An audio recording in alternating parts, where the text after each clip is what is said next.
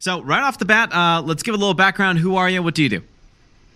Sure. Okay. I'm the founder and CEO of Own America. So this is a business that launched 10 years ago to help facilitate the investment boom that we figured would be coming on the other end of the housing crisis. I wrote a book back then called Crash Boom. And the reason for the book, I'm not an author, so the reason why I forced myself to become one was that back then it was common to hear 96 times a day how we were in the middle of the greatest housing crisis since the Great Depression and how the market was never going to come back and how you should just, light a match and burn your house down because there was no point. Housing was horrible. And I just was standing above that saying, who's kidding who here? We have a boom coming. The deeper the crash, the bigger the boom. And just dedicated myself to understanding the housing market, became totally convinced now that I really, really understood it at the data level, that a boom was coming, wrote the book, started the business, and then landed a bunch of large institutional investors that maybe your listeners are aware that around 6-7 years ago, Wall Street got involved in investing in the housing market, and they had never done that before. Nobody had ever tried to own 5,000 houses, much less 50,000 houses, as some of them have now. And so the whole process of identifying which markets to buy in, based upon, in my mind, all the good fundamentals. Where is everybody moving, right? Where's the job trending toward? Where are the job trends moving towards? Where are the population trends going? Where's the cost of living? Where are the politics ripe so that it attracts business? All that kind of stuff became the basis of analyzing markets and then understanding how to analyze properties and then figuring out how to buy them and then get a hold of them and then get them fixed up and then get them rented out and then put them into a management queue so that you could actually, our clients did that. We were the friend of the spear on that in terms of helping them figure out where and what and how to buy and accumulate. And man, did it not give us a perspective on for the most demanding clients that have ever existed in the housing investment business, that dot their I's and cross their T's and manage it and analyze down to the 1/100th of a penny, figuring out in that world of total transparency under the Wall Street microscope how to make this thing work. And the beauty of it, Abhi, is that when it all came into focus, when housing had a chance to be put under that microscope, it worked so well that what people who were paying attention saw was so powerful in terms of a way to create wealth that we then spun it around and said, okay, we've now done this at the highest level. If you define the highest level, the highest dollar clients, now we spun it around to everybody else. And our true passion, which are people like maybe some of the folks who are listening that are already investors or are aspirational investors, they want to be investors. They have that real estate gene in them that says the best way to do this, the best way to secure financial abundance is to figure out the real estate game. Our whole mission in life is to provide all the best tools and techniques and data and know-how from those bigger leagues and bring it out to the masses, where I happen to believe the smartest things being done in real estate investing are being done by the entrepreneurs, but the big guys and gals had a lot of the best tools and toys, so now those are being offered to everybody else. So that's what Own America is. It's a company dedicated to placing investors at the center of the universe and then providing all the tools and support that we can to help them do it. And here I thought I was the center of the universe. I mean, come on, Greg. I thought we had discussed this previously. I'm not entirely. You hit a certain age. You hit a certain age and you realize that you're not. You're close, right. But you're not quite at the center. No, that's right. So Q4, we're in Q4, thinking about the strategy for the rest of the year coming into 2019. And two questions for you. Where do you think the housing investment space is going to be here in the next year? That's question number one. Okay, in the next year, we're stabilizing is what's happening now. It's been a little bit too hot for a little bit too long, meaning the buyers have been a little bit too rabid. The sellers have been able to elevate their prices a little bit too much, in my opinion. And so now you're seeing stories of home price appreciation slowing down. In fact, we just talked about this last week. It's becoming prevalent now where people in the media are seizing upon the idea that the rate of appreciation is slowing down, i.e., it's still appreciating. It's still worth more next month than it was this month, but it's not appreciating as much as it did last November, and so therefore we're in the beginning of a decline. That's all nonsense. It is still, in most parts of the country, an ideal time to be acquiring property. And what happens in the next year is that you buy a property, you start collecting rent, and your property becomes a little bit more valuable. So that's like 1 year is like 1 second to me, All right, it just goes by before you know it, and the plan is really what happens over the next 10, 20, 30 years in your investment strategy. And that's why it's so important to buy a good property in a good place that has all the right fundamentals to elevate it over time. That's right. And here's a question for you, just in terms of single family rentals. Something that I was asked via email, and I was going to save it until a couple segments later as we kind of dug more into what's going on in the market. But the question really is, should I, like, if I buy a property, I'm cash flowing $200 a month or $300 a month, should I really pay attention to saving that? Because what I know is at the end of the day, I might have to replace a roof, and all of a sudden, all of the rents that I've gotten over the last 3 or 4 years now go into this major expense, and I see zero cash flow. Right, that's easy. That's an easy one. So here's the way the pros do it, based, kind of dovetailing off what we started the segment with. Mm-hmm. The way the pros do it is that before you get to the $200 a month you're cash flowing, tell me what your total rent is. If your total rent is $800 a month, you got to take $80 of that every month and put it in a side account. Yeah. And I don't care if you put cash in a coffee can, but get it out of your face, get it out of your accessible ATM checking account. Because that's what the big guys do, is take some percentage, and 10% is a really responsible one to do. 10% of the rent coming in, 10%, it's their money, but they're putting it over here so that on July 18th, 2019, when the air conditioner in that house goes down and you owe $4,000, you have the $4,000 because you've been combing it aside on all the properties that you own.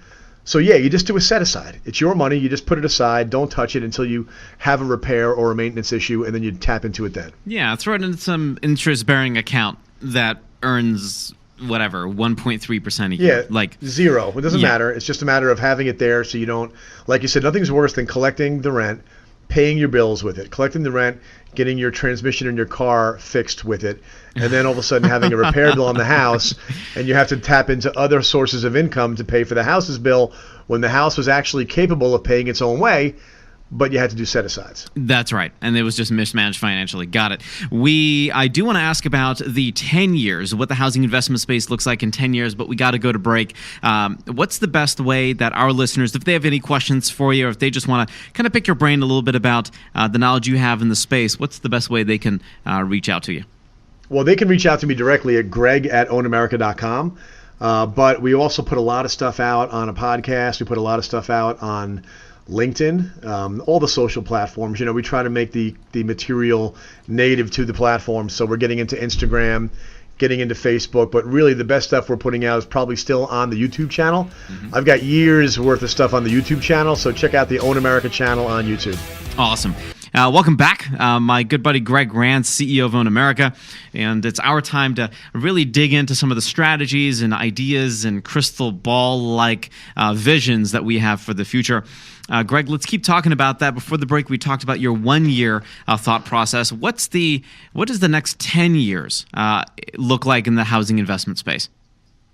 I think it's going to be interesting. I think the sheer numbers of people that are invested in the U.S. housing market is going to go up dramatically over the next decade. And here's why. We talked about it in the first segment, this idea that Wall Street paved the way for a lot of innovation, a lot of technological development, a lot of professional management systems development to be able to handle thousands of properties across dozens of cities. And now that is all that innovation is being repackaged for the larger audience. And so here's a way to think of it. In 10 years, there's going to be a brand that is synonymous with investment in real estate in America, right? There's no brand today, right? There's going to be a household name. You've got Target, you've got Walmart, you've got Apple, you've got Coldwell Banker and Century 21, you've got Bank of America. There are brands that are tightly associated with their category, and there is a category, but there's no brand, right? Today, think about this. I'll give you the stats in terms of the size of this market, just to kind of wet your whistle. One way of looking at it is that there are more. The market of houses for rent is as large as the market for apartments for rent. Meaning, if you think of all the apartment buildings you've ever seen, and they're pervasive, they're everywhere, right? Big, small, and in between apartments.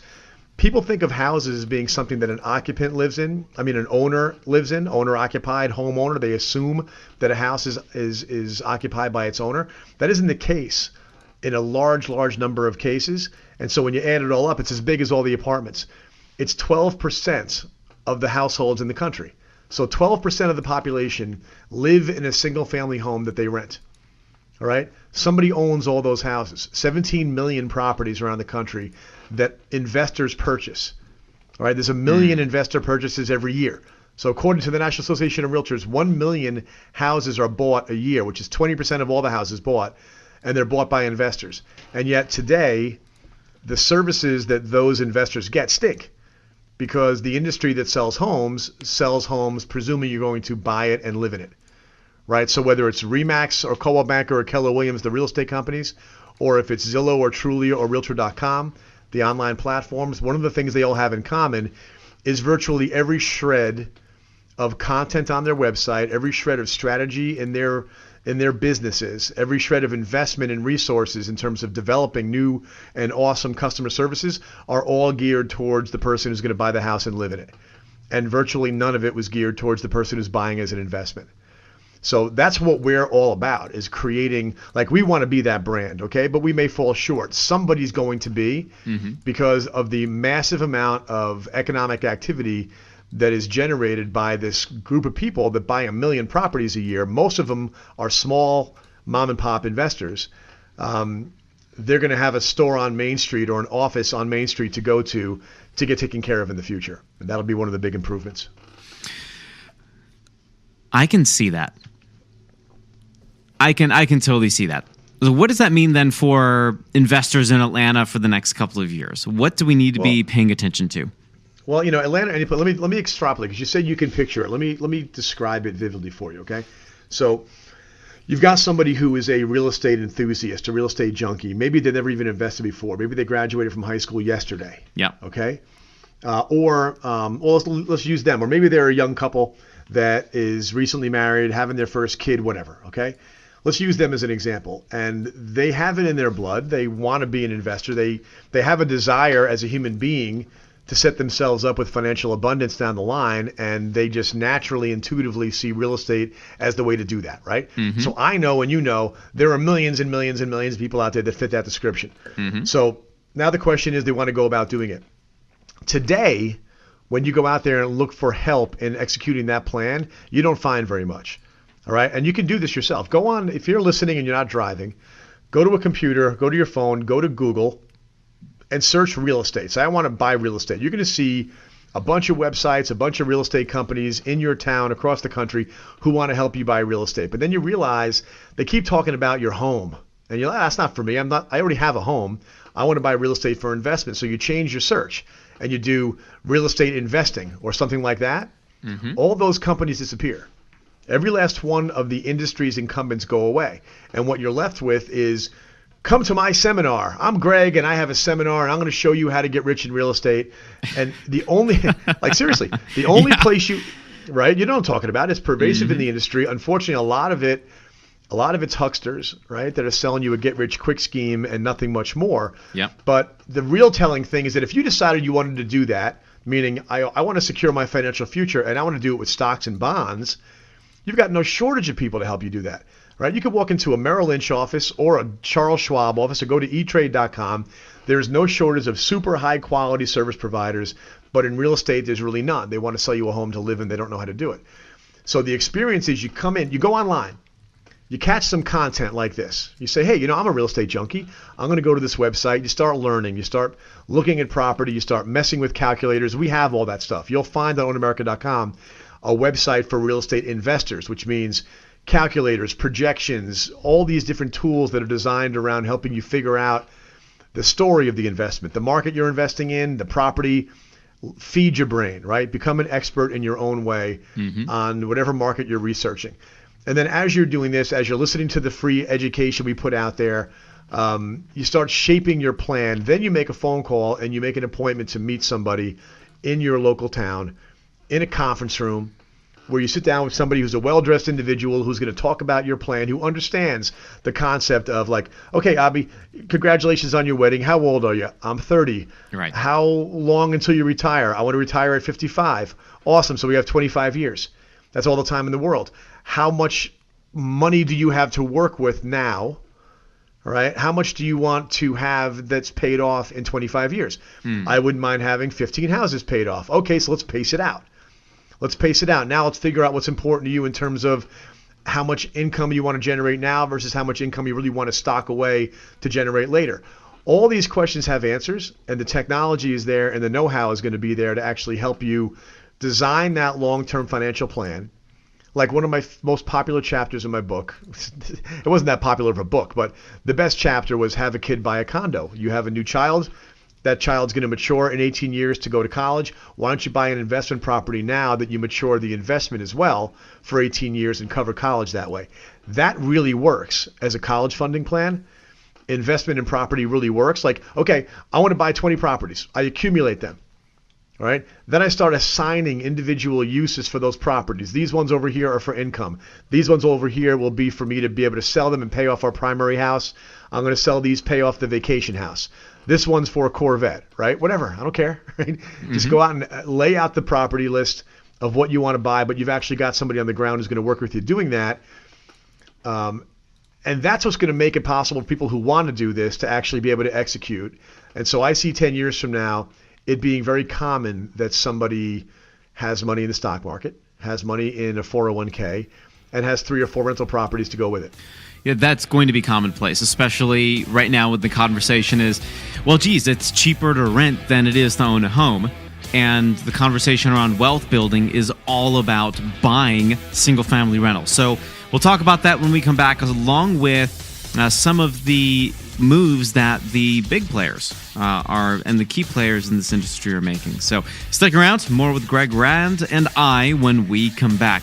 My good buddy Greg Rand and I have been talking so far about what the market, what the housing investment space is going to look like over the next 1 year, 10 years. And Greg, let's talk about some of these industry players making moves. What moves should we be paying attention to, and who's making them? Great question. Yeah, it's really getting very exciting out there in the real estate business. The industry has been very straightforward and homogeneous for the last 30 years. The way you bought and sold homes was pretty much locked in. You found a broker, they listed it, put it in the MLS, somebody else sold it, and you paid a commission. And the way buyers found the property turned into 20 years ago, they would use the web to find the property and the realtor, and it was all pretty straightforward. Now, there are some big changes coming. You've heard about Open Door and OfferPad, and there are a few others that are following up now. Zillow jumped in the game of something called iBuyer. Right? iBuyer says, basically, the way I'd put it is trade in your house. Right? The way you trade in your car. You know, you could sell your car, your used car, and it's worth $18,000 if you sell it on the used car market. But you really love the idea of driving it into the dealership and saying, take it. How much will you give me? I'll give you $14,500. I'll take it. $14,500. Perfect. Right? And you leave a couple of grand on the table in order to have the convenience of just getting it done. Open Door, OfferPad, these companies are saying, trade in your house. In other words, we'll buy it. Like, you want to sell your house? Give us your address. Okay, we're interested. Give us all the details. Here's your price. We'll close in 30 days, all cash. That is happening now all over the country. That changes everything because what that means basically is you don't need, as a seller, if you're willing to eat a couple of percentage points of value, you can avoid even showing your property to anybody. You can avoid the open house. You can avoid the neighbors all seeing a yard sign going up. You can avoid dealing with realtors. Realtors are wonderful people, but you don't need them in your life if you don't need them in your life. And so a lot of people are opting to sell direct.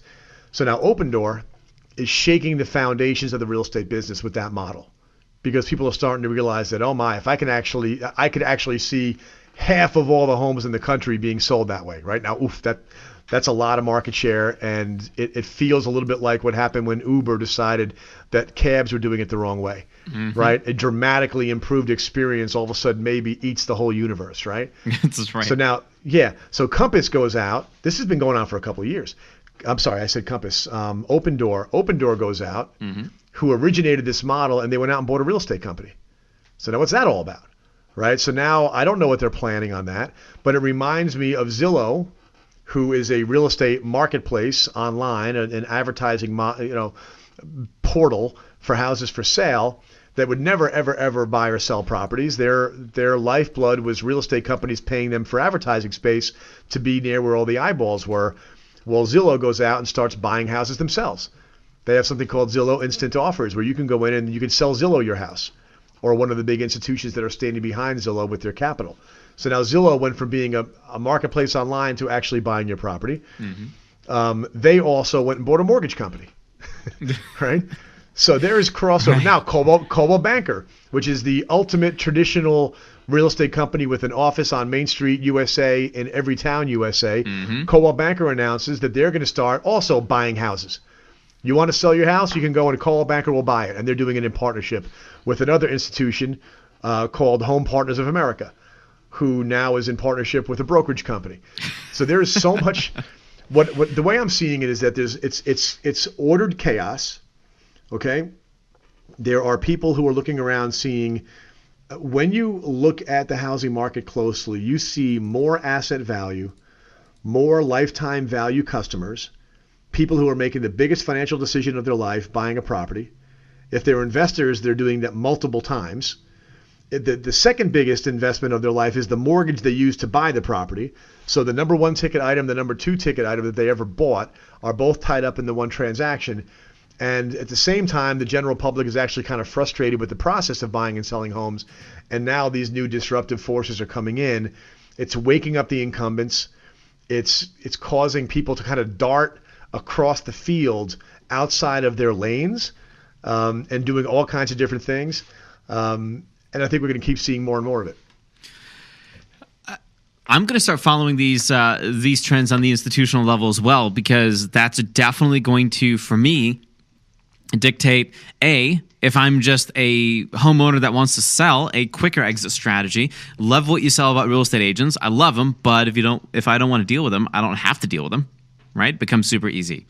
I'll give you another one. So Roofstock, you know Roofstock, right? Yeah, You've interviewed Gary Beasley on the show. Absolutely, great guy. So yeah, great guy and real pioneer in the business. And what Roofstock is an online marketplace where you can buy a rental home. Mm-hmm. So a person who wants to be a landlord or already wants to add to their holdings. They're kind of a competitor to us, but we're doing different things. Roofstock bought a property management company. Okay, so what does that mean? That means you could buy a house on Roofstock and then you could hire a property manager, and now Roofstock has now bought a major property manager. So in the future, you'll buy a house on Roofstock and then you'll just leave it there. Okay, and they'll manage it. So you'll literally wire the money. Now you own the home, but maybe you never even saw it. Maybe you're never going to see it. You're never going to speak to the tenants. You're just going to collect the checks.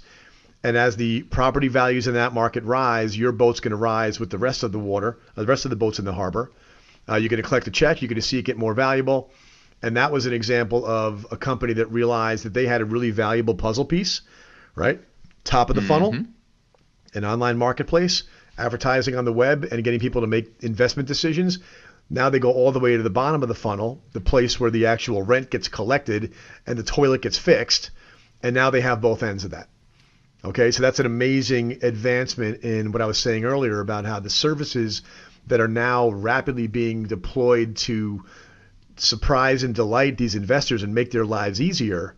The end result of that is more people doing it because of the sheer number of people that actually believe in investing in houses and actually have the money saved to be able to do it, but are afraid to because it's intimidating and there's nobody to help them do it. That's right. That change, I think all this action you're seeing by big institutional players and big corporate players zigzagging across the field to capture more different opportunities in this space has to do with one simple thing. They've looked at it and they've seen how huge it is and how underserved it is.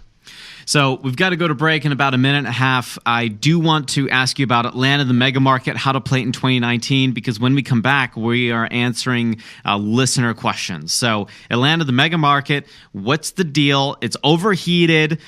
Am I missing an opportunity? I drive through it. There's too much traffic here. It's crazy. I kind of want to U-turn and go back to where I came from. What's the play for Atlanta in 2019? 45 seconds. Accumulate. Yeah, don't get scared off in Atlanta. If you were going to ask me Atlanta or Tampa, the data says that, I'm going to say Atlanta or Dallas. The data in Dallas says they've had a 6 or 7 year run of really, really steep appreciation. Atlanta has not had that yet. It feels like it has because it had so much to gain. Atlanta took a big dive during the housing crisis. It got hurt worse than almost any other city east of the Mississippi. So it had more to come back. So it feels like it's had a couple of years of a hot run, and so maybe that's going to end. I think we're going to be really surprised and delighted in Atlanta by what's going to happen over the next 3 or 4 years, which is the appreciation curve in Atlanta is actually going to hold. It's not going to level off there yet. It's got some more time to gain. And so I think Atlanta, sell your Dallas, sell your Nashville, buy Atlanta. That's what I would say. Sell your Dallas, sell your Nashville, buy Atlanta, and Greenville. Greenville, Chattanooga, Birmingham, Montgomery. I mean, well, now you're talking my language. Yeah, that's where it's going. That's where we see so much potential. That's right. Is in the secondary cities, the places that are like Atlanta, but they're not as crowded. But you said something funny, and it goes back to that old Yogi Berra thing, Don't go to Atlanta, it's too crowded. Well, if something's too crowded, you buy real estate there. That's right. Last time I checked, Atlanta is where the players play. All right, we got to go to break. My good friend Greg Grant, check him out, ownamerica.com.